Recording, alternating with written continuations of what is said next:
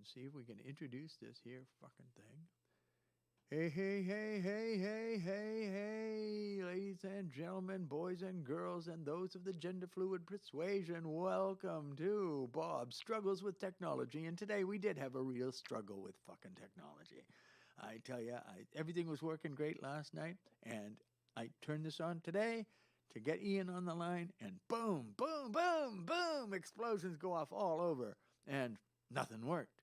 So I had to reboot and do this, do that, call myself a dirty rat. And finally, it looks like it might have come through. Now, let's see if we can switch in my good friend, at least this week, my good friend, Ian Stewart. Oh, look, it switched in. And let's take a look at the... we have to wait. It takes a minute for it to get over to the real world. Now, I mean, we're talking to the people right now, but in order for me to see it on the YouTube studio, I have to wait for the preview to show up there and see if it actually did switch over. I'm hoping it did because it said it did, and if it said it did, it should be true. Look at that! There we are. We're on the air. Oh, don't you look cute too? All right. Yeah, this is the inimitable king of Portland comedy, Mr. His Royal Highness, His Royal Highness Ian Stewart of the House of Stewart. All right. Hey, thanks for having me, Bob. I appreciate it, man. My pleasure, man. My pleasure. It's a great thrill to actually make this fucking thing work. You know? I sure hope they can hear us. That's the other thing. Is the audio going out to the world? I could put it on the monitor on the phone, but I don't know about that. We'll have to see. I'm still working on making you a theme song. So. Oh, nice, nice. Yeah, you need a theme song. I was going to use the theme song today for my own thing, which is.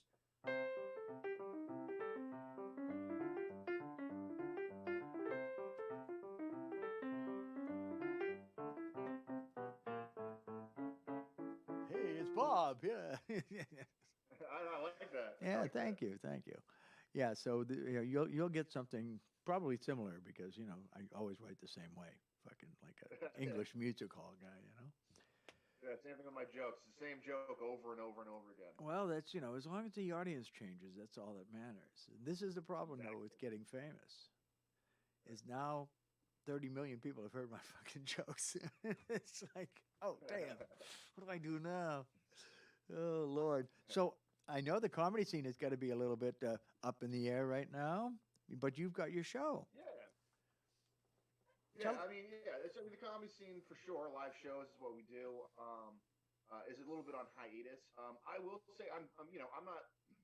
Thankfully, I'm not stuck to any one particular venue. So once this comes back in, I'm still a comedian, and I think that people are going to be interested in going out, seeing live comedy. People need a laugh. So I think once this clears over, I think I should be okay. But maybe that's naive of me to think that. But I'm hoping that once this clears up, business will be back somewhat to usual, normal, something like that. Cool, cool. Now, you Ian have a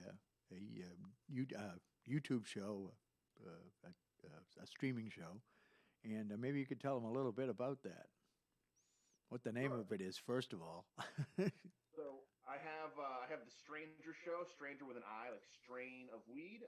Because what I do is I go around and I review strains of medical marijuana. What I've a been part of fucking the medical job. marijuana scene. Yeah, it's a fun job. I've been part of the medical marijuana scene. I want to say for 7 or 8 years.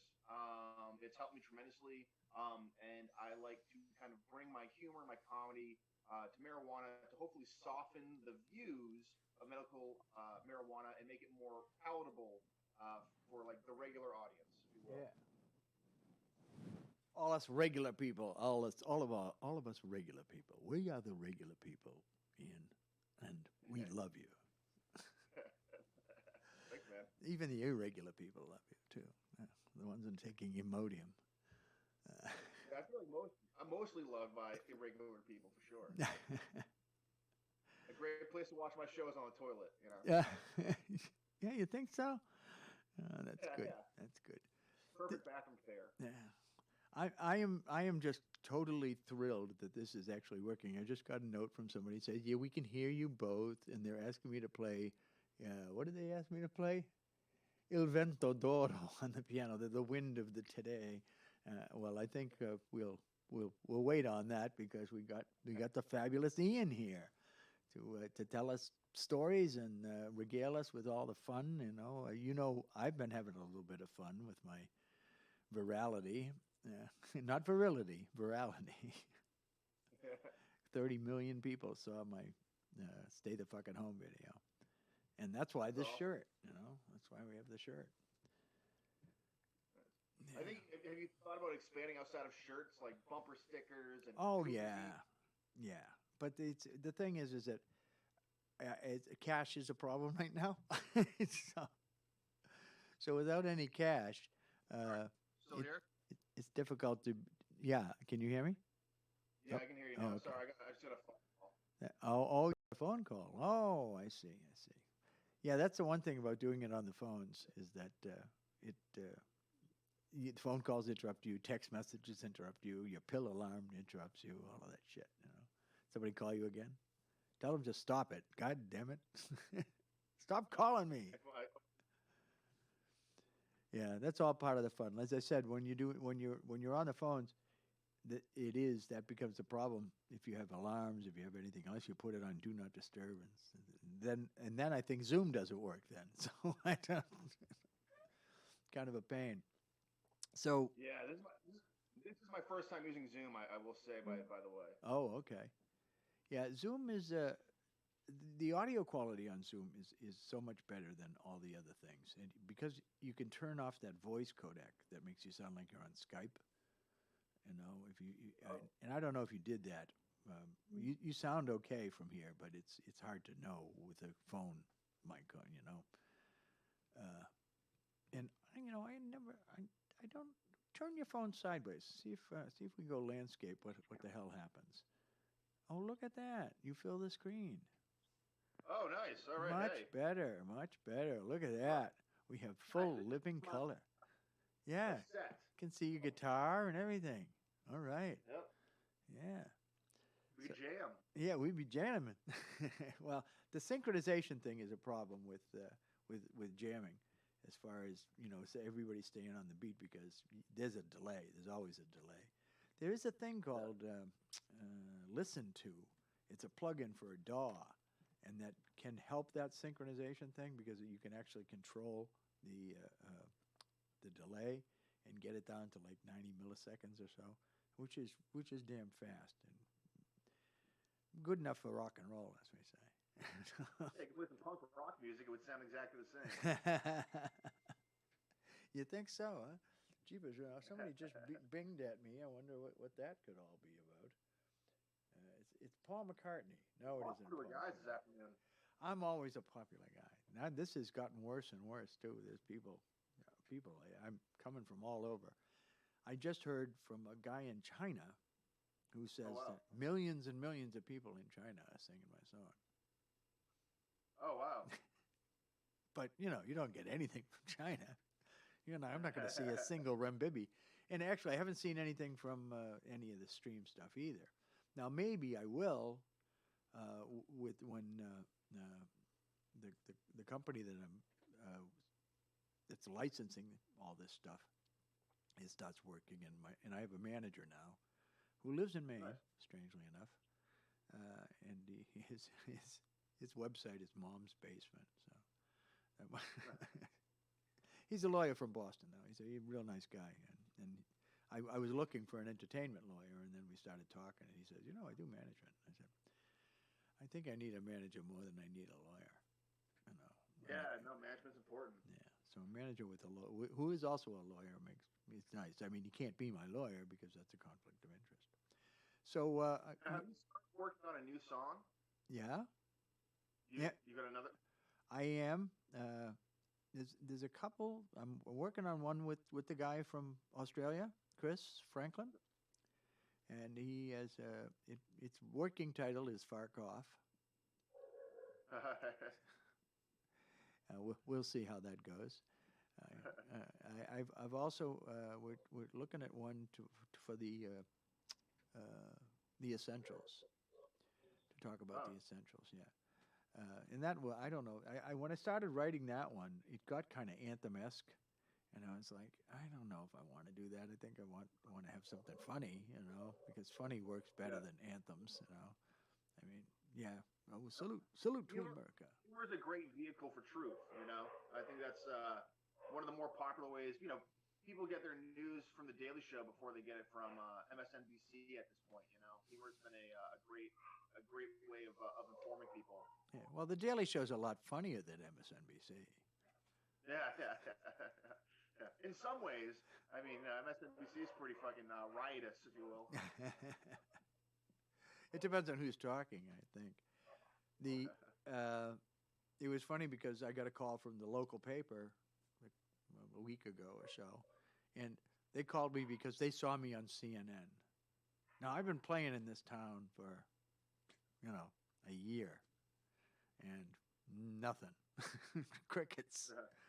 Put me on CNN, and all of a sudden I get a call from the local paper. Oh, yeah, I had another one this morning, the Beaufort International Film Festival, which I go to all the time, and I'm a member of the Beaufort Film Society down there in South Carolina. And it's a great festival. I love them. I love the people. Have a great time. It's all done in one venue, so it's really a cool thing. But they put up a song that I posted to their site back right after I left the festival, saying I've been to Beaufort. I've been to Beaufort, to the film festival. A little song, and they posted it today. Now that he's world famous, people will listen. And say, Yeah. yeah. So, yeah, the reason I have the Japanese on this shirt too is because of the audience in Japan. Oh, really? Yeah, I got a call from an email from a guy, a translator, who said, "I don't like the translation that's on your YouTube. Can I do the translation?" I said, "Yeah, absolutely, you can do the translation." He says, "Yeah, I'll use the one that I made for my daughter." "Oh, your daughter? Oh, how old's your daughter?" 3. She was going around the house singing it in English, and he said he wanted her to sing it in Japanese, so he made a literal translation. Apparently, saying "fuck" in Japan is not a big deal, Oh, wow. even in Japanese. So that's what this says at the bottom of the shirt. It's "Stay the fuck at home." So if I meet Godzilla, I'm going to be pointing to that motherfucker, saying, "Hey, you." Yeah, yeah. There you go. You have something to say immediately. And You're he knows. prepared. Yep, that's it. You can get the hell out of here and get away from me. So the Stranger Show. How often do you do that? Is it weekly or? At this point, yeah, now it's weekly. When I first started, it was weekly, and then I took quite a bit of a hiatus off on the channel. And now, with all of this, I'm at home. I'm writing articles for a few different pieces. I wrote a few articles for the Maine Cannabis Chronicle, and through that, I got hooked up with All Kind and Max Treehouse, and I decided to start doing videos for them. But I was having so much fun coming back to do the videos, I decided to retake my channel over. So it's been maybe the last month and a half. I've started doing it, usually between 2 and 3 videos per week. Oh, okay. And it's just random, or is there a scheduled time or anything? I'm working on a scheduled time. I think I'm going to start doing Mondays and Thursdays. Right now, it's kind of obvious. It's a little bit when I can get to them, when I can put them up. Ad hoc. But Yeah. what? Ad hoc. Yeah, exactly, 100%. So, with that said, though, now I've got a ton of content. I've got a bunch of videos waiting to put out, so I've got an easier time to schedule. Once you're stockpiled, you have all the say in the world. But Yeah. that hasn't been the case up until recently. Yeah. Yeah. This obviously is new to me. Doing this, I've never done a podcast kind of show before. So I'm also ad hoc on what time I'm going to go on and all that. But I think I'm settling on this 2 o'clock thing, because I think 2 o'clock is good for people on the West Coast, people in Europe, people here, because it's like Yeah. Greenwich Mean Time is 4 hours ahead of us. so that's 6 o'clock, and further east it's 7, 8 o'clock. So it's a good time to us pop in and see uh, recording, doing his thing. Yeah. And I've actually also thought about putting on the TikTok live at the same time, although I'm worried about the stream overwhelming the internet connection here in beautiful Ringe. They're talking Yeah, about I don't Rings, by the way, where I spent 4 years. Yeah, I know you were a Franklin Pierce guy, right? Yeah, absolutely. Graduated from Franklin Pierce in '08. There you go. For which is now Franklin Pierce University, but back then it was just a little college. Right. Nope. So I actually, the year that I graduated was the year that it switched over to university. So my diploma says university. All right, see that? Yeah. This is the king of Portland comedy. He has a university degree. You see, if you want to go into comedy, you got to have a university degree. Kids, pay attention to this. You got to go to college to Yeah. do comedy.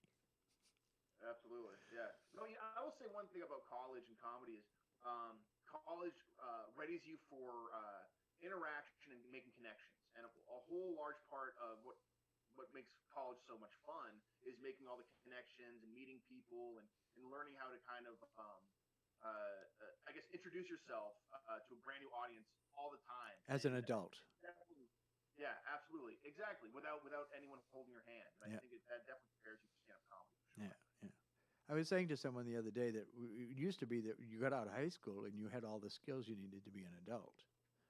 Now, that doesn't seem to be the case anymore. You got to go to college to learn how to be an adult now. And even that's sometimes not the case. I know a bunch of people that have graduated that are still children. Well, then never give up your joy. That's as it says on my website. Never lose your joy. That's the important part. I think that's an important part. It's odd to me. People, tell me now that you're so interesting, you're so fascinating, you do all these things, and it's like I've been doing it for 68 years, guys. This isn't an overnight sensation. Yeah.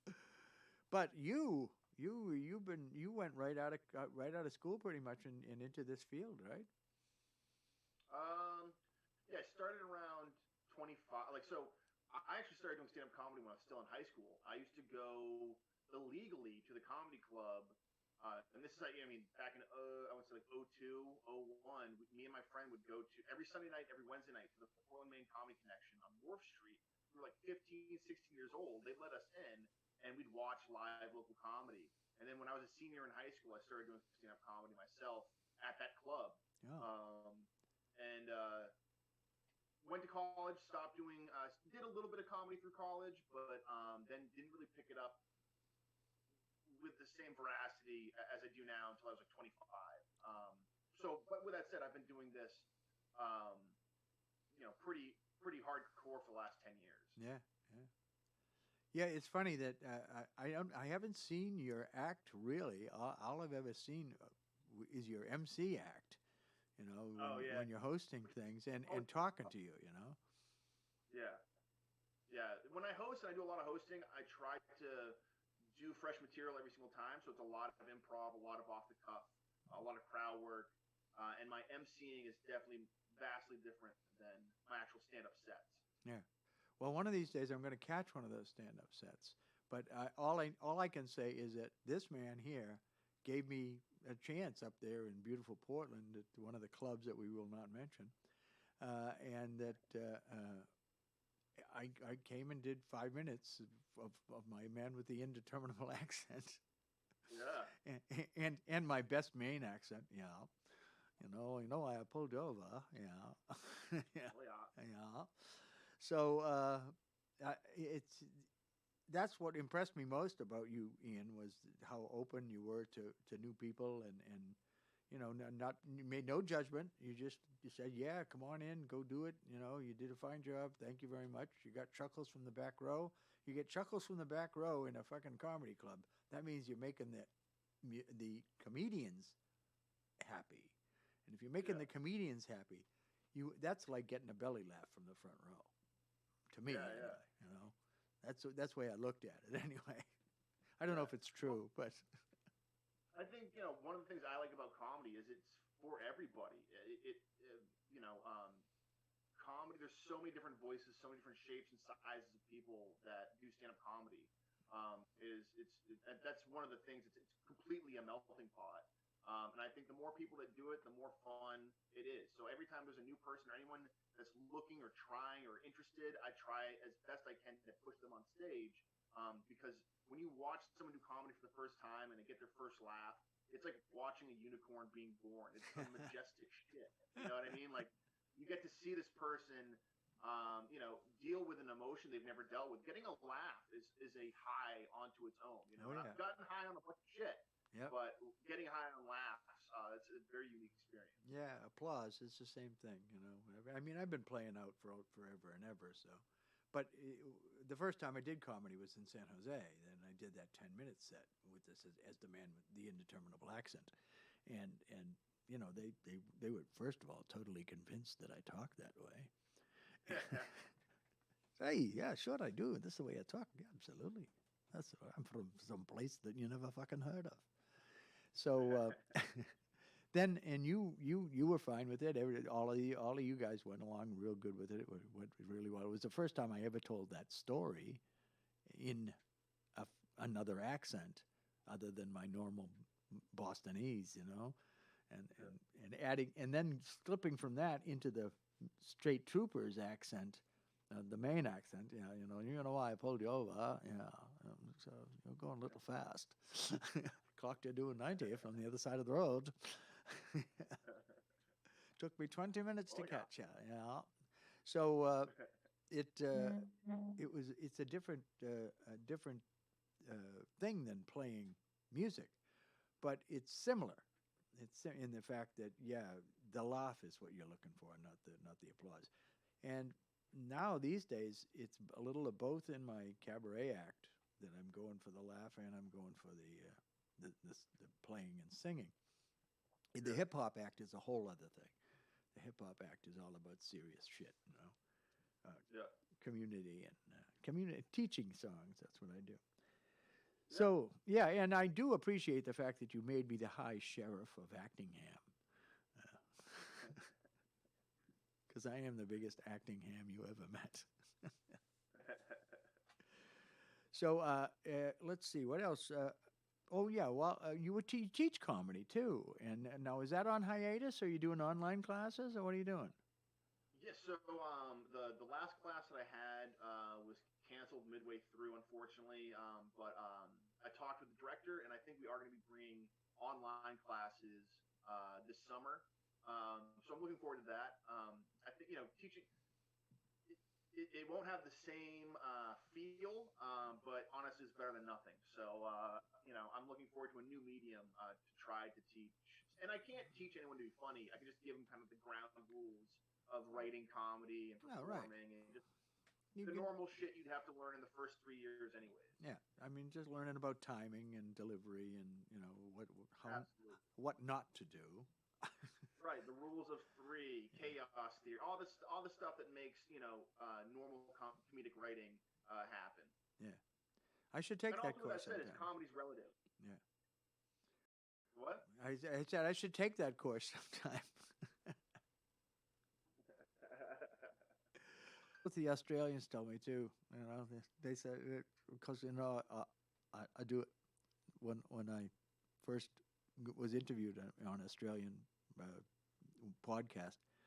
I said, I saw Chris at the end of the video just before he does the last verse. He goes, "Oh, this could be a song," and the guy went, "Wow, you really got the Australian accent down." And I said, "Yeah, Chris told me you just don't move your lips and keep it up in your nose and the back of your throat, and it'll work just fine."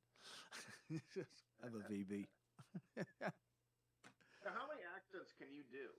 I don't know. Are you pretty proficient in many? All of my accents are not real, you know. People say, "Oh, that's a good Scots accent." And I said, "No, that's not the way Scots people talk, really. But it's Americans' version." Yeah, it's a caricature. It's like, hey, Bob, what are you doing? What are you doing here? Say, Come on, you come here. You come here to Italy, and you want to have pizza. Come on. We're going to have something good. Come, you know, that kind of stuff.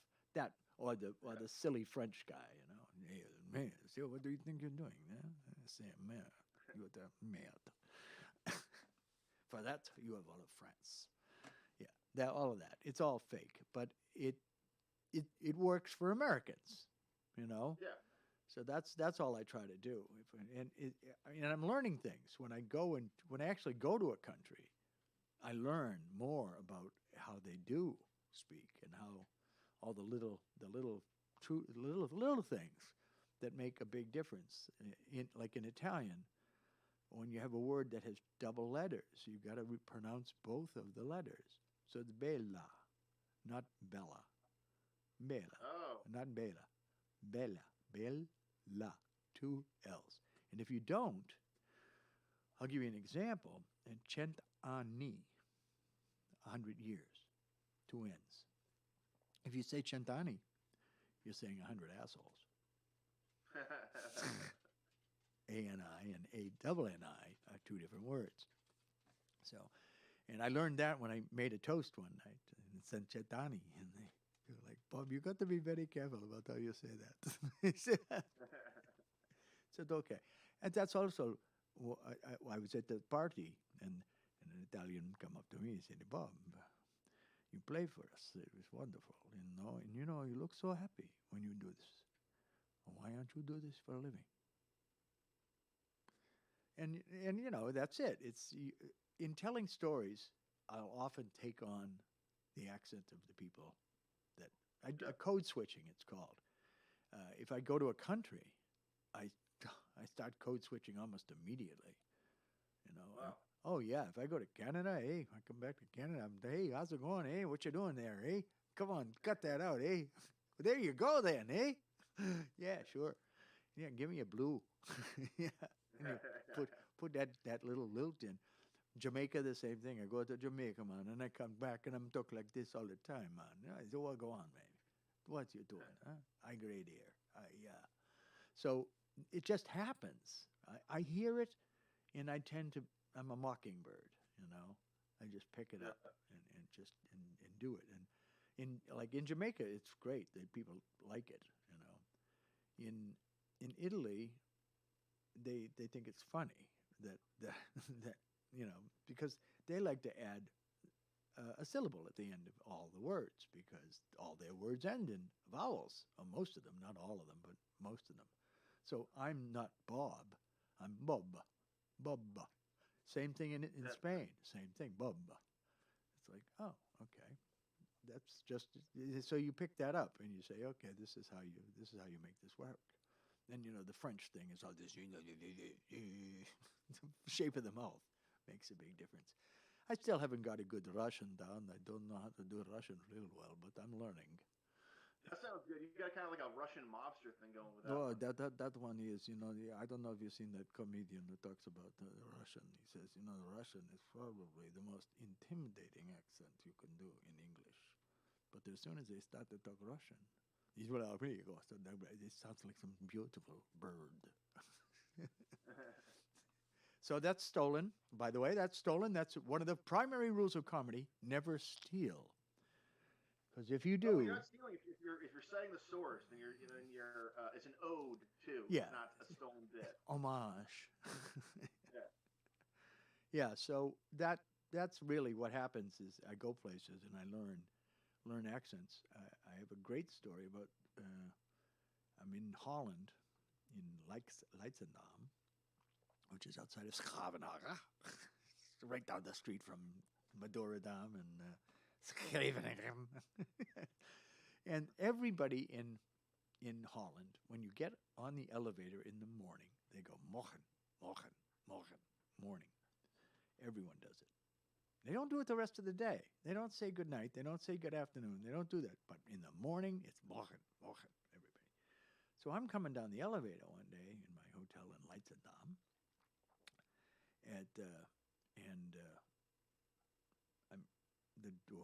the elevator stops and another guy gets on, and I go morgen, and he goes morgen, and then he starts talking to me.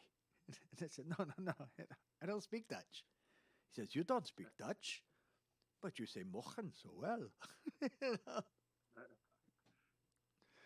You know, and that's what it is. I pick it up. I'm a good mimic, and that's really what it is. So I'm absolutely opposite of that. The last time I was in Montreal, I tried to speak French, and my French was so bad they spoke to me directly in English because they knew that I had no idea what was going on. they say, merde, stop, alt, alt. Yeah, Yeah, that's true. If you mangle a language good enough, they'll start talking to you in English. yeah. I am that guy. Yeah. I'm fairly not very proficient in language or math, but yeah, history and science is more my bag. Yeah. Well, what I find most of all when I go to other countries is that if you give it a try, that they'll give you all the slack in the world.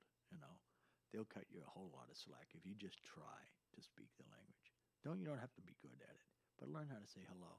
Learn how to to tell a taxi where you want to go, or to order off a menu to say la cuenta, la carta, or whatever it is. Shut up, you guys. Washington D.C. is calling me. I wonder if this is my. Oh, this would be funny. Hang on. I'm gonna answer this just because. Hang on. Hello, Bob Kelly.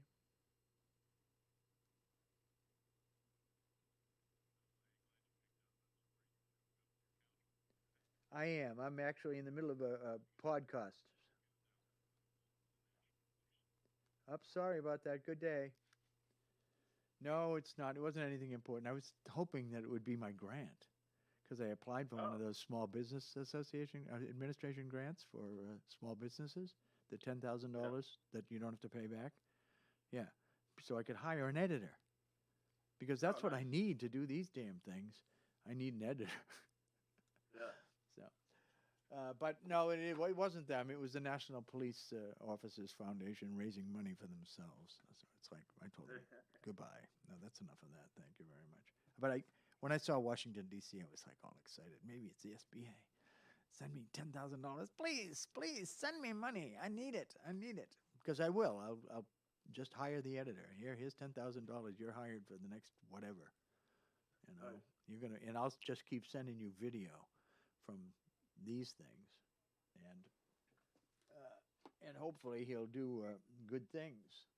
I don't know if you saw the video I just did for Monday of the Minds, 16 bar challenge. Oh yeah. Yeah, that edit was done by the guy that I want to hire, Jeff Coulter, who's probably the best editor I know, and he's probably the best editor anybody knows around here. And he just said, I mean, it was an amazing job. I sent it to him. He says, well, what do you want me to do? I said, well, it's a 2-camera setup. It was supposed to be 3, but this camera shit the bed. I wasn't able to get the footage. For some reason, I think I turned it on, and then I turned it off by accident, and it just didn't work. But so, yeah, 3 cameras. When I say 3 cameras, I mean 2 phones and an iPad. Hey, it's professional. They really do take good video, and because it's all high definition, the 2 pixels of 4K, this is just a 1080. But because of that, you can crop and come in on things that you can't do if it wasn't in 4K. If it was in 4K, it would lose resolution. Like if you tried to crop this one, it would lose resolution, and so you wouldn't look right. It'd get called granny. Anyway, so I just handed him the footage. I said, look, you just have fun. Do it. I'm looking for your brilliance. And he came through. Boy, did he come through big time. I mean, it was funny. It's interesting. He made it a lot more interesting than just a straight 16 bar. So I was very, very pleased with that. And that's what I'd like to see from him, So yeah, that's awesome. Yeah. Editing film is fun. I'm a big fan of it. It's definitely something you've got to get into slowly, though. It's quite a bit of knowledge base. It's to tedious. Get into cutting and slicing video. It's tedious. I have no desire to edit film at all. I get Really? I shot a documentary, right? I have like 50 hours of documentary footage on open mics in the Monadnock region. And every time I sit down in front of the editing desk, I'm like, I don't want to do this. I just don't want to do this. Whereas I sit down with a song and I'll spend all day on it, you know? Yeah. Or that thing that I just did. That was 24 takes. Uh, my friend sent it to me in the afternoon. I looked at it. I said, "This could be a song." Yeah, no, it's going to be a song, Chris. And I sat down at the piano, played around with it. I kept the camera running, doing take, and got to number 19, and the form of the song was there. And then it was 20, 21, 22, 23, 24. 24 was the one. 23, all the ones 19, 20 through 20, 23 were just mistakes in doing the song. And then 24, I nailed it. And off it went. That was done in a couple hours, you know. So I can do that. That I can do. But I sit down in front of a video. I sit in front of a video desk and I got no interest in doing this. It's like, oh no, tedium. I think once you start getting into it and you understand what you can do with video editing, that's when it becomes exciting. You can turn, when you can really produce it. I think that's like one of the fun things. And it's one thing I used to hate, but now I really do enjoy. I enjoy editing much more than filming the actual.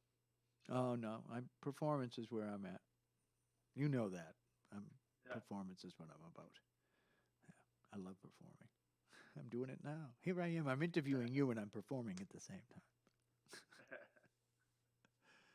It's really great having you on. I mean, this is kind of fun. I hope you're having a good time. I am. And the one thing I do want to say ASAP is I just got the 5% marker on my phone, just so you know. So if it cuts out, it's not an anger thing. It's because my phone very poorly holds the charge. You know, I'll get you. You know, you should keep the charger connected while you're doing these things. Actually, I can go run and get that. I'll be right back. Give me a second. All right. Yeah, that'd be fine. I'll just hold down the fort here and say, look at the chat and see what's going on over here in the chat. A lot of people have shown up. Hello, Bob. Hello, James. Make it work, Gramps. We can hear you. All right, we can hear you both. That's good. I hope you're enjoying this. It has been kind of fun. Is that a Telecaster? I don't know if that's a Telecaster. I'll ask him when he comes back. It looks like it may be, but there's no way for me to tell from here. This is not a Telecaster. So while Ian's screwing around there, I can come on over here and we can bring this in here and we can. I've been working on this. When do we get to the tunnel? This is the song for the Hoosac Tunnel, and it has a chorus. And the chorus is kind of fun. Apparently, it was a big deal to go on out to take a train and go out and see the tunnel. It was the first tunnel built with nitroglycerin, and it just recently had a little collapse in it. And so my friend Jerry Kelly is pretty much the historical maven of the Hoosac Tunnel. So it's, when do we get to the tunnel? When do we get there, I say? Wake me, conductor, if sleeping. Don't let me miss, I pray. How are we running, conductor? Are we late or on time today? When do we get to the tunnel? When do we get there, I say? And it's in 4-part harmony. It's like a barbershop thing. It's really kind of fun. That is not exactly the full representation of it, but rhythmically, that's about pretty much what the chorus is like. And I got on finished because the guy whose father wrote it, or his grandfather wrote it, was also the guy who invented the blasting cap, which is kind of a fun thing. So that's on my list of things to do. I've also been learning the Australian National Anthem. The Australian National Anthem. And I haven't got to the words yet. I was just learning the tune. Today I was learning the tune. Oh, what happened? Oh, we lost him. Yeah. Oh, and I forget. Now I've lost it.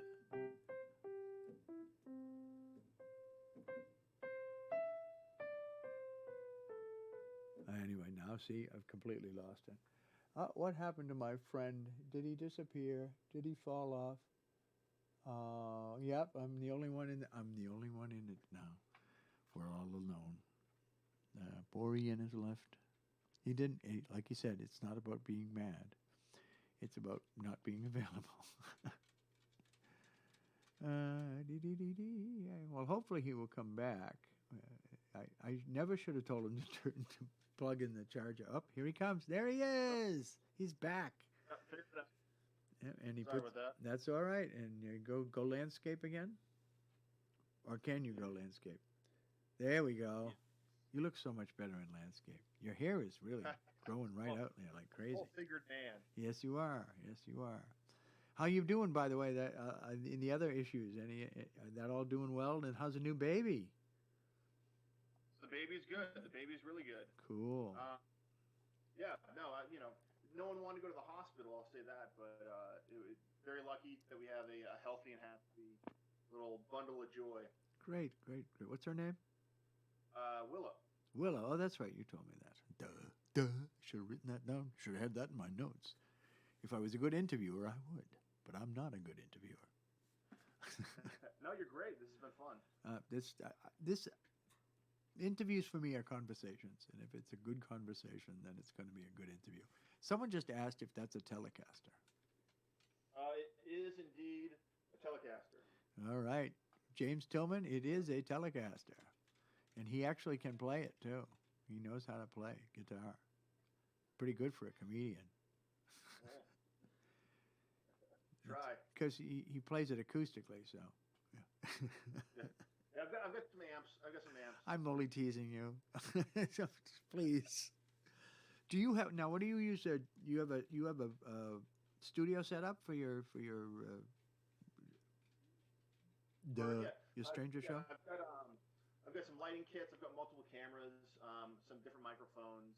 But this is the actual set. So this looks kind of thrown together, but the actual studio itself is behind me right now. The light source that you're seeing is actually coming from my light boxes and all of that. Oh, cool. So you got real nice fancy light boxes with diffusers and all that good shit, huh? No wonder you. Yeah, one of the things that I learned early with video was lighting. Lighting is so important. Lighting is it. I mean, here, look at this. This is the most terrible lighting, but it's warm. I got to say, it's warm. It makes me red. It makes me look reddish. I like dark too. I mean, I like the black behind me and all of that. I'm not too crazy about that. And oh, by the way, did you see who came with me today? Towley, I like it. Yeah. Now, do you mind if I smoke a little right now? No, go right ahead. That's as a matter of fact, I was going to bring on Towley to tell you. You can see he's already high. Look at his eyes, and we're going to ask him, Towley, how's it going?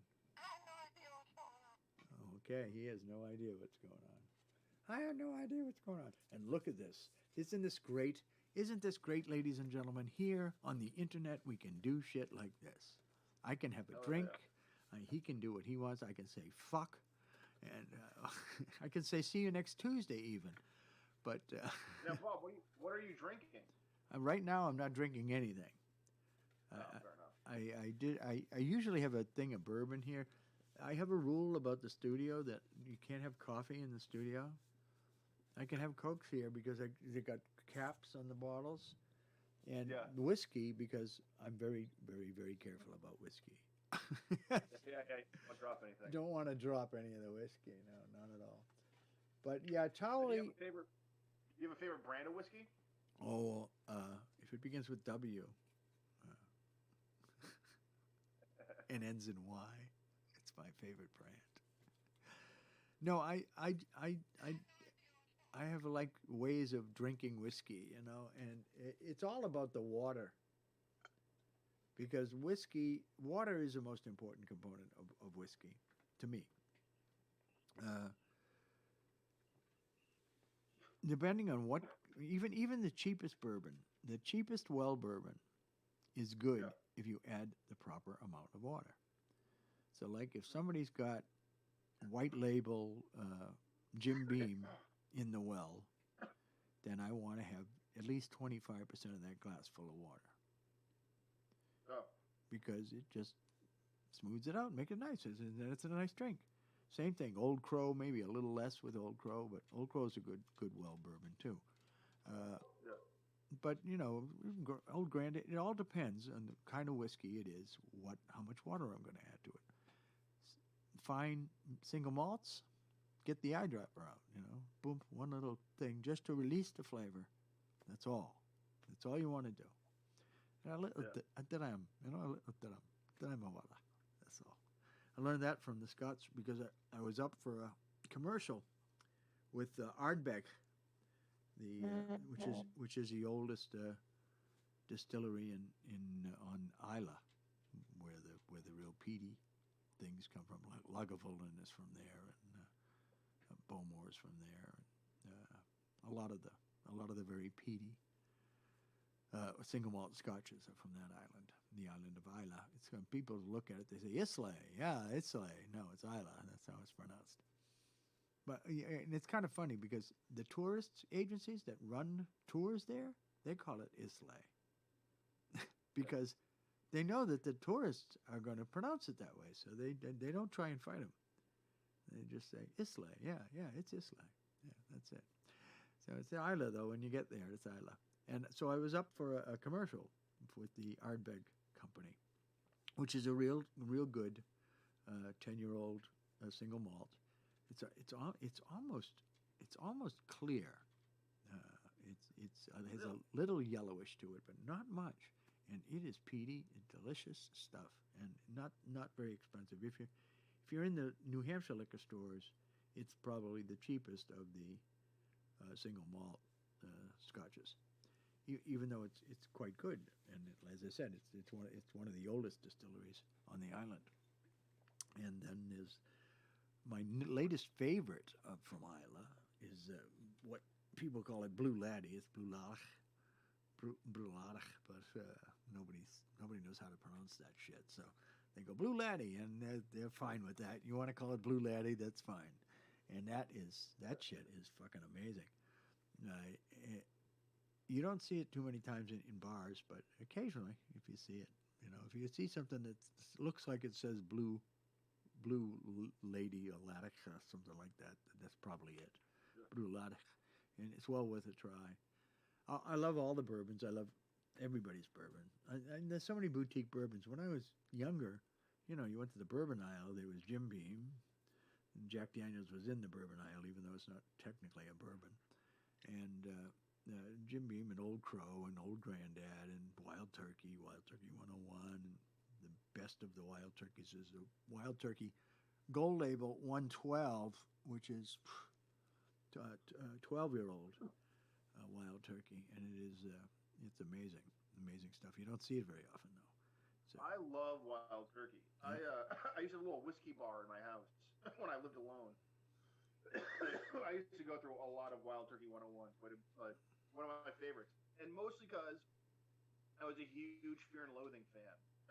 oh yeah, that's what's his name? Yeah, it's Hunter S. Thompson's drink. Yeah, Hunter Thompson. Yeah, and Ralph is a lawyer. Yeah. Yeah, I Wild Turkey is actually the first bourbon that I was introduced to by my friends in Boston in the 70s. So they all drank Wild Turkey, and he was a real Southerner. I guess it's a rite of passage in the South. Wild Turkey is like it. The Wild Turkey and Coca-Cola, put them together, and you got a hell of a drink. I don't like mixing it too much with sugar. I don't think it mixes well with sugar. Bourbons. I mean, Yeah. people make Manhattans and things like that, and yeah, that's sugar in those things. But I just like my bourbon. All my whiskeys I like with just water. I don't put in ice because ice, you don't know what the proportion is going to be, the proportion of dilution. and I want the dilution to be consistent throughout the entire drink. So I set the dilution first thing. Yeah. I don't know why people like cold whiskey. It's like no. Actually, I drank a bunch of Bullet bourbon last night on the rocks. It's definitely. Yeah. You like it on the rocks. I do. Yeah. I get to have those like a the whiskey ice tray. Oh yeah. Okay. All right. The drinking whiskey with you have to drink it fast if you're going to have ice in it Yeah. to control the dilution. Whereas I will sit with a glass of whiskey for 2 hours or 3 hours to finish a full glass of whiskey, just because I don't drink like that. I've never drunk like that, so I prefer ganja. I'm a ganja guy, as you know. I'm a ganja guy, so just What's like your in this favorite strain of weed? There's another thing. I don't have a favorite strain of weed, I do. My favorite strain of weed is as my driver down in Jamaica says when he said, Bobby, I brought what you need. And I said, what's that? He says, iconic weed, just water and sunshine. I say, yeah, absolutely. Water and sunshine. That's what I like. I know scientific weed, I like scientific weed, which is all the weed in America now is scientific weed. But damn, I miss smoking an entire joint. I miss sitting back and just puffing away on the porch, you know. In Jamaica, that's what you do. You sit there. Everybody smokes their own. You don't share joints in Jamaica. Everybody smokes one, you know, because it's $50 a pound, you know. And when I tell tourists that, they go, "What? I paid $40 for an hour." I say, "Yeah, well, they got you." Yeah, yeah. So, but we just sit on the porch at night, you know, up in the Salt Spring in the neighborhood, as I call it, in the neighborhood. They say, "Oh, yeah, we like that, Bobby. They call it a neighborhood." I said, "Well, what else would I call it? You're all my neighbors." I said, "Why wouldn't I call it the neighborhood?" "Oh, you know, a lot of people call it the slum, the ghetto, and the garrison." I said, "Yeah, you're my neighbors. This is the neighborhood, man." So we would sit on the porch at night, you know, because at night it's not really safe for me to be out at night, a tourist in that neighborhood. So we'd sit on the porch and we just burn and burn, just sit there and burn, and people come to visit, you know, and you just sit there and burn, and you just keep. We had a we had a bureau in the weed room, which every drawer had a different kind of weed in it, and every couple of days my friend would say, "Bobby, I'm tired of this. Let's go get something new." So we'd go out and buy another pound someplace and come back and put it in the drawer and just go through the drawers. Well, what are we smoking this morning? I don't know, let's have some of this one. Let's have some of this one. Let's have some of that one. But I don't have any favorites, you know. I like that kind of weed. Not terribly strong. I mean, I like strong weed. It's not. Won't turn it down, but I miss the whole ritual of just sitting there. You know, I should show you something. Let's see here if I can bring it up here. It's one of my favorite little specimens from my trips to Jamaica. I have it's the 35-minute joint. And they would always say to me, "Bobby, when you going to make your party joint? When you going to make your party joint?" And I'd say, "I'll make my party joint, okay." So I'd roll me my party joint. So all the time I would roll, you know, a party joint. And they'd go, "Oh, how do you smoke that thing? How you smoke that thing?" You know, let's see, where's the albums? I know, it's a 35-minute joint here. Picture, album, way down in the bottom, Bob, I know. And hopefully I'll be able to share this on your screen, because I can share screens. It says we're going to test this out. This is a new test. We're going to test out some technology, and Bob will be intimidated by technology one more time. Here it is right here, the party joint. The party joint are 35 minutes in Jamaica. All right, here we are, and we will open this up like that. And then I will do the share screen. And hopefully you will see the screen here. Do you see Okay. that screen? Yeah. Okay. see the screen. That's our looking towards Iron Shore in up above Montego Bay, looking towards the right side. On the, if you further to the right is Ocho Rios, and there I am with my Valentine's Day bouquet, and there I am with the party joint. Nice. And then there I am smoking the party joint on the porch. Here I am on the porch. We burn it on the porch. And like I said, you smoke these things yourself. You don't smoke them with other people. And there I am a little into it. And there I am a lot more into it. And there's the joint, the roach. I put the golf ball there for scale. And that's the sunset. Oh, Jesus. Yeah. So wasn't that fun? Nice. No, I'm jealous. Yeah. Oh no, it's great. If you ever go there, well, actually, we should plan a trip there. That's what we should do. We should do a show and just go around. I'll have Ronnie bring us everywhere. He'll take us all we'll go to the farms. We'll go out the country, man, and get some gum. Right. Yeah. Because most of them don't smoke gum. Hash that comes from when they're processing and doing it. They roll it off their hands and they collect it. And actually, in under the law, they treat that stuff almost like heroin under the law, gum. Wow. But yeah, so I was on a porch in the country one day, and then one of the guys says to me, "Oh, Bob, you like gum?" I said, "Yeah, I like gum." So he said, "All right, let me get you something." He come back and he brings in a little thing about this big, about as big as a marble. And I'm going, what am I going to do with this? Am I going to put some in the joint? Should I eat it? He said, "You just eat that?" I said, "Yeah."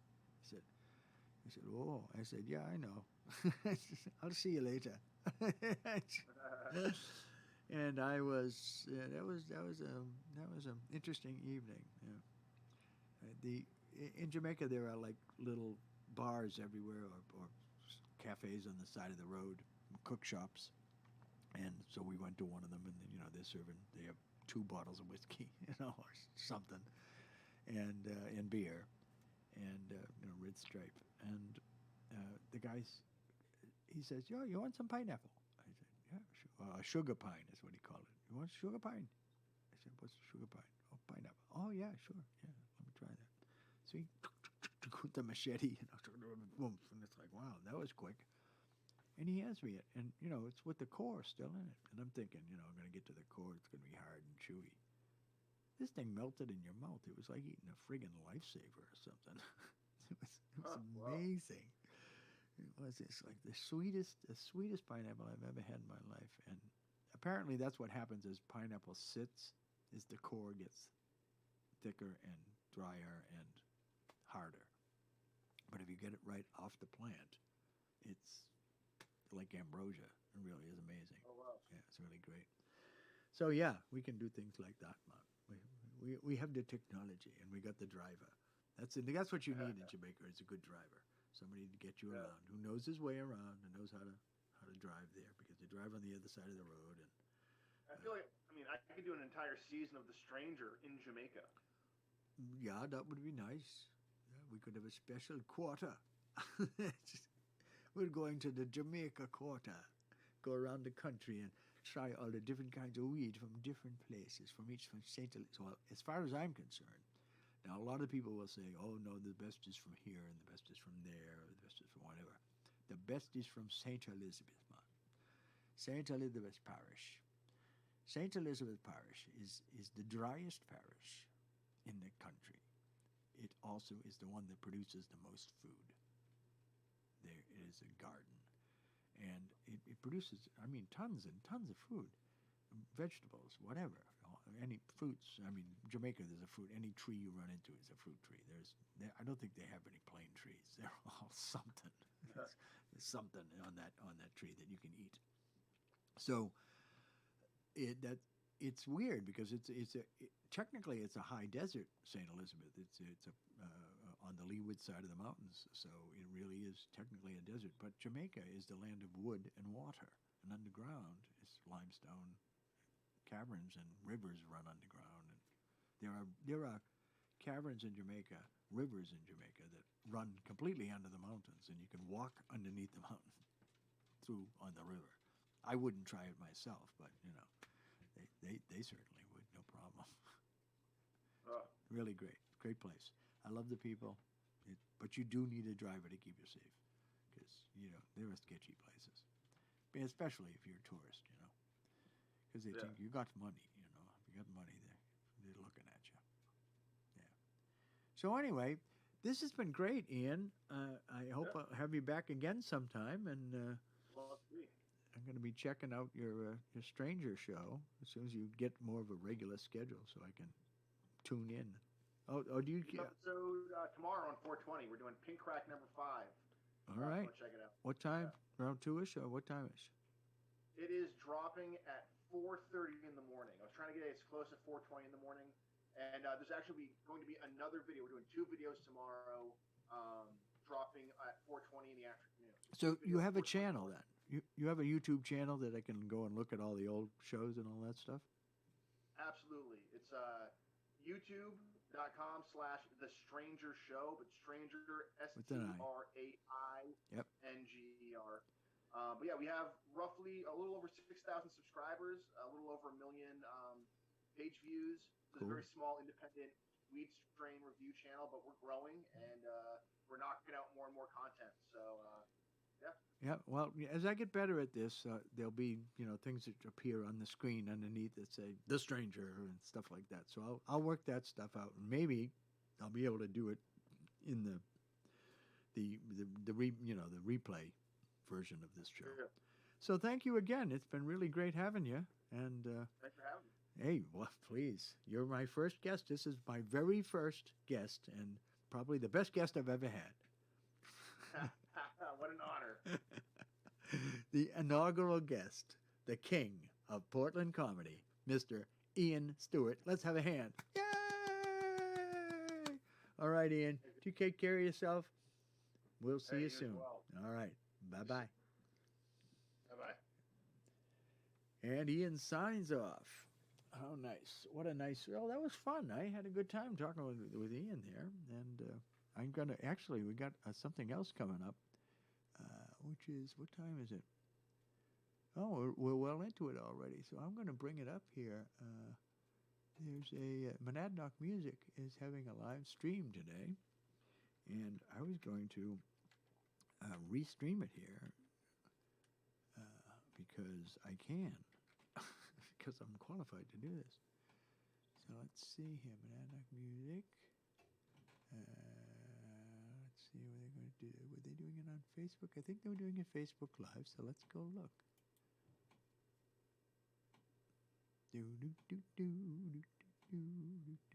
do do do. I suppose I could have just brought this up here for you. Here we go. Is anyone available to chat? Upcoming events. Here it is, David, in the time for going.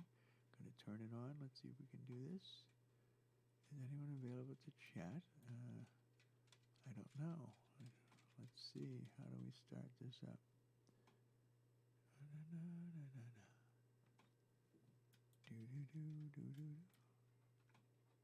See if this comes up. Music in the time of today at 3 p.m. happening now. Let me see if I can get it ongoing. And it is a David William Ross, classical guitarist. Music in the time of quarantine.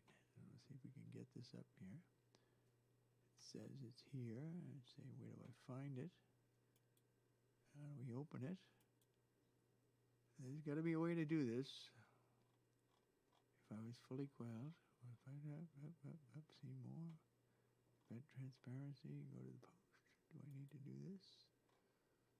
David William Ross is performed throughout the United States and in Europe. He's trained in classical and jazz. He works across genres and brings in a unique musical sensibility to his approach to the guitar. I saw him actually at the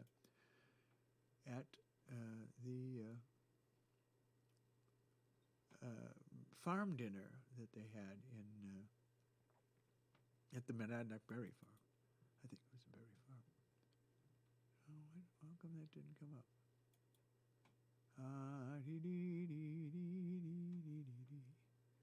What's going on here? Where is it? Is it going to come up? How do I go?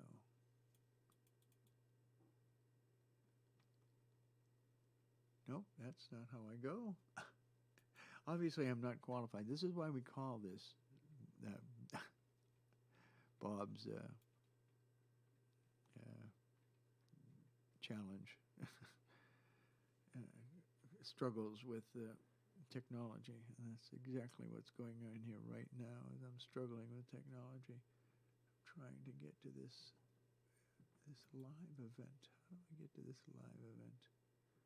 How do I get to this live event?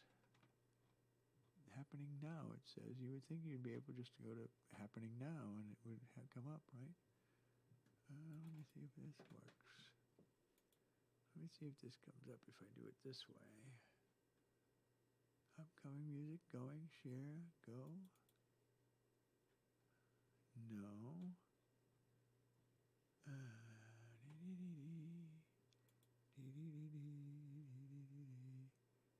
This is the event. But it doesn't come up.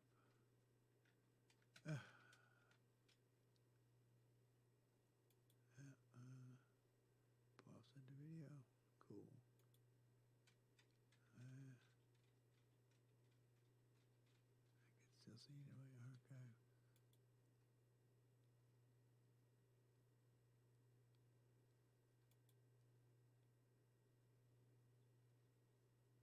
Where is it? Why is it not coming up here? It says it should come up. But it's not coming up. About, going, interested. How do I get to it? How do I get to this?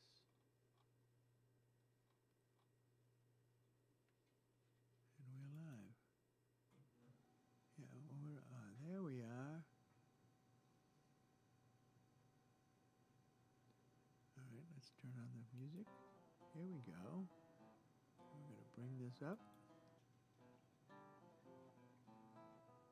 And here, I'm going to bring him over to us.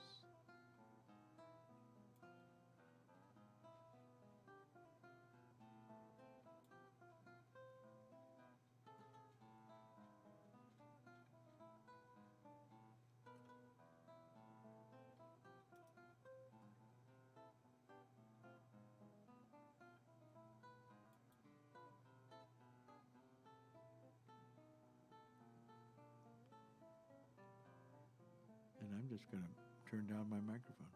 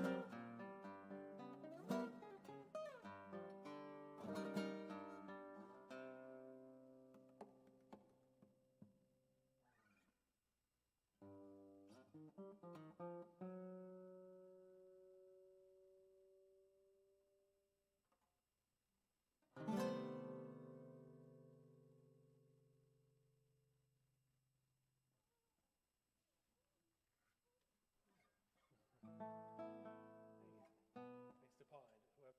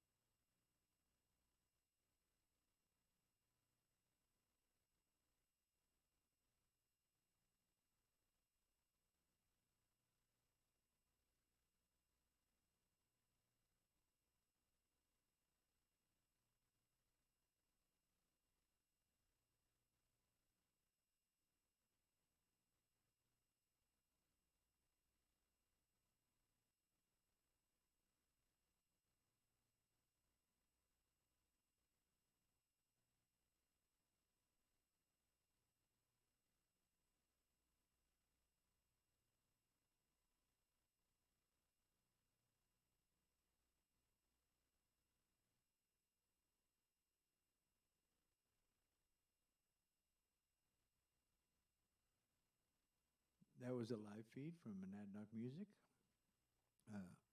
who's running a classical guitar concert with David William Ross. It looks like I've frozen up here.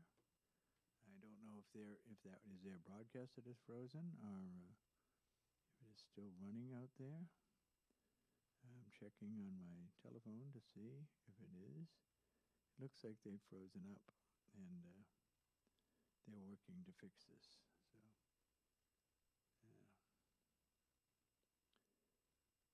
So, my live feed, it's not showing here on my screen, but I'm going to end my Zoom meeting here.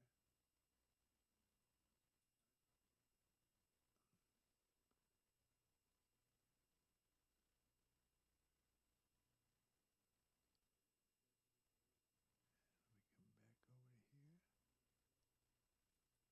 Close that. Bring him back over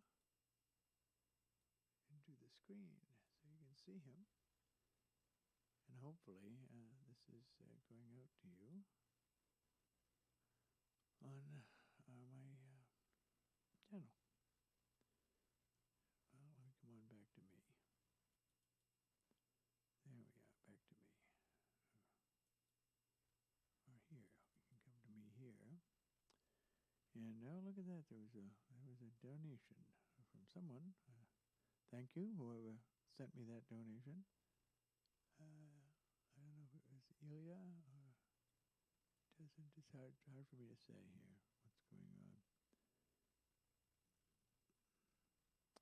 So it looks like this is frozen up, and so I'm going to move it down there for a moment and come on back to me. And it should be actually on camera right now, but I think it's been tied up in the Zoom camera. So that's there. Oh, look, I didn't realize that had happened to my camera, and I wasn't showing up in the Zoom. Was what you were seeing a different view than what you have here. Okay, there we go. We're back to there, and the other camera, of course, is blank. And that's probably because it deactivates and then activate again. And there it is. And then we are back there. And now I can bring this one back over to here, where it belongs, where it lives normally.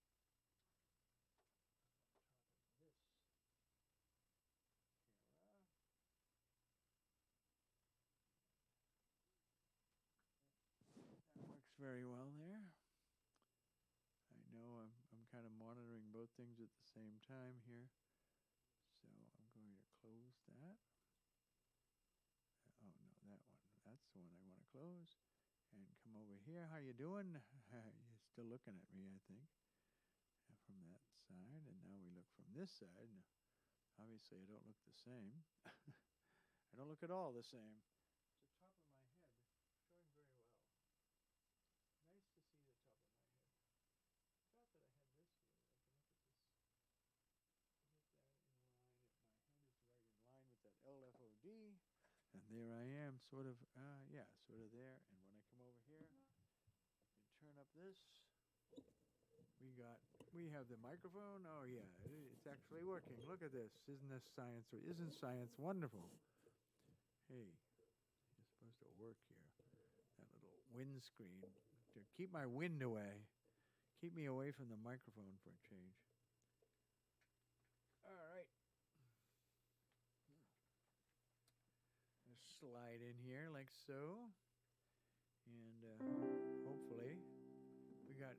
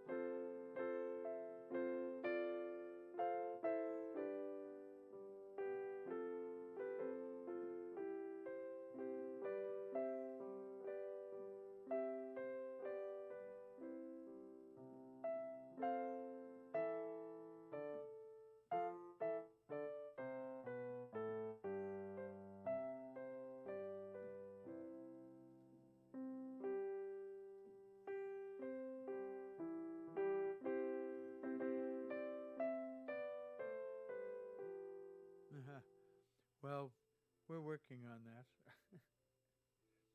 Working on the Australian national anthem here. Bring that cardinal up a little bit more for you. Pull this back down.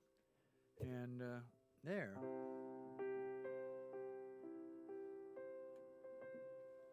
Yeah. And I'm going to turn that down so you can't hear it. And put that up here and continue on with the Bob Show. The Bob Struggles with Technology show. That we had a great fun time there with Ian Stewart from the King of Portland Comedy, Portland, Maine, that is. It was an interesting conversation. And right now, I'm trying to learn the Australian national anthem, Advance Australia Fair.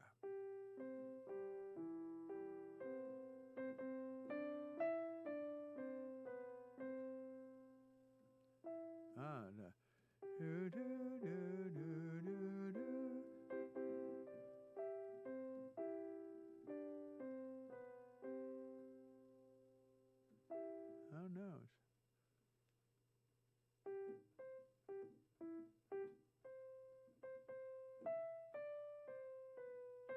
There we go.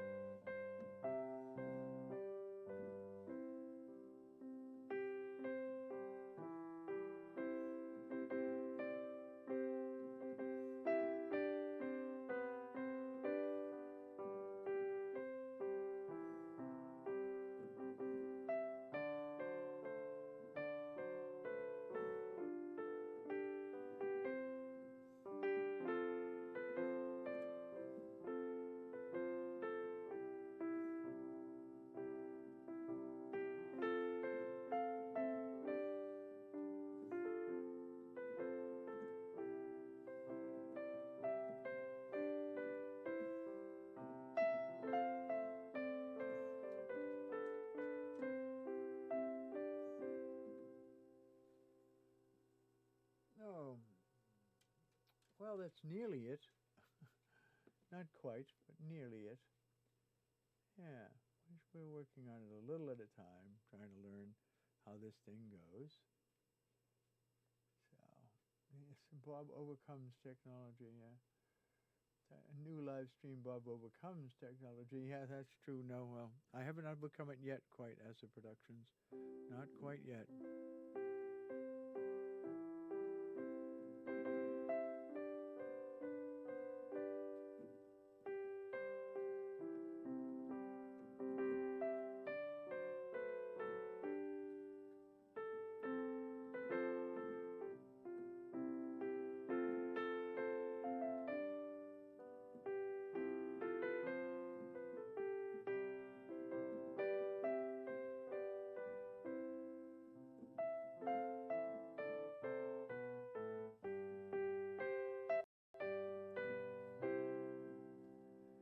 Yeah, sort of that. But Acid, you're right. I did my very best to try and overcome all the issues that I had today, and it seemed to work. It was a struggle, but it did seem to work out okay. So it was kind of fun. It was fun. No, it wasn't just kind of fun. It, it was fun. I had a good time playing with Ian, and we had we had quite a long time we've been on. I was just about to figure that out right now by moving that out of the way and coming up on the live stream to see what it says. And it says 1 hour and 24 minutes is how long we've been on. Now it says that they're getting some streaming errors here, but it doesn't look too bad to me. Louder. What do you need louder? You need me louder? You want to hear me louder? Yeah, Vincent. You're right. Probably is. I tend to come off mic, and when I come off mic, obviously you lose me.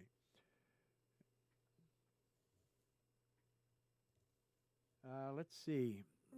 Well, actually, what happens if I do that? I'll get a copyright claim, and if I get a copyright claim, then I lose revenue. So I did it yesterday when I did Country Roads, and immediately I got a copyright claim. So I've been trying not to do things that are copyrighted,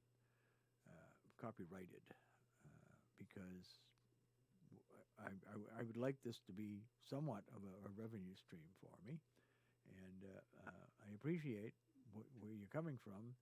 I probably can do those things on TikTok without any issue, any copyright issues, because TikTok pays for those things, and that's part of the reason that they keep all the money from when they give you when you get presents from the followers on TikTok.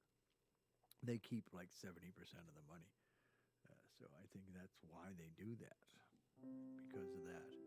Now, so I really have been trying to stick to things that aren't copywritten.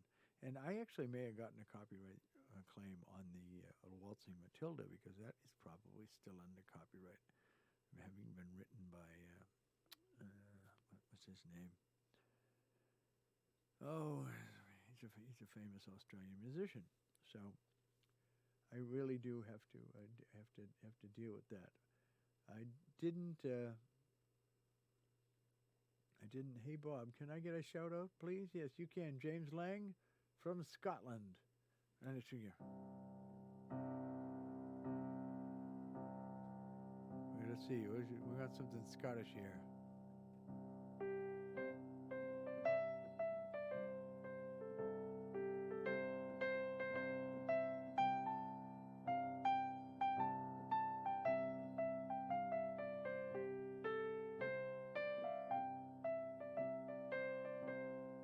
When a body meets a body coming through the rye, if a body meets a body, so do I. La la la la la la la la la la la la la la la la la la.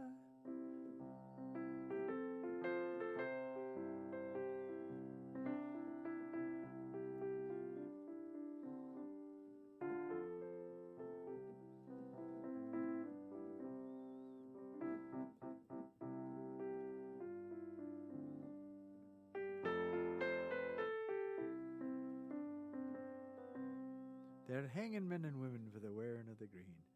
That's an Irish tune, but you know, we're all Celts together, I think. The Scots and the Irish. We're good buddies. We're real good buddies. So let's see. What else? Do I know any? I don't. Oh, I know. Maxwell, well, Weldon Braes are bonny, where early falls the dew. And 'twas there that Annie Laurie gave me her promise true.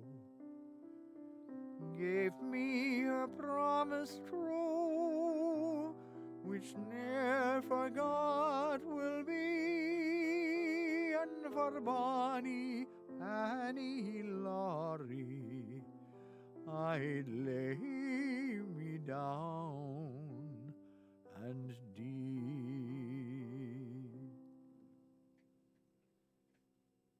Yeah. So,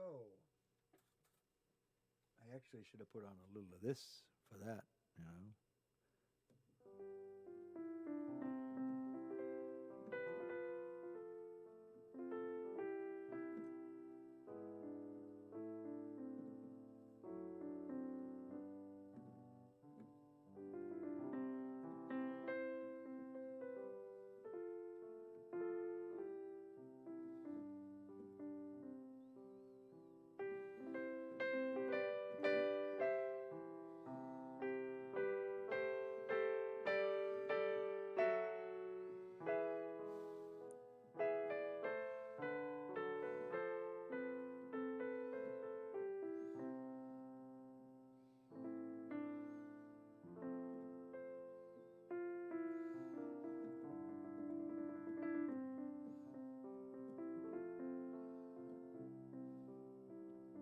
So unfortunately, I won't be able to do for what it's worth.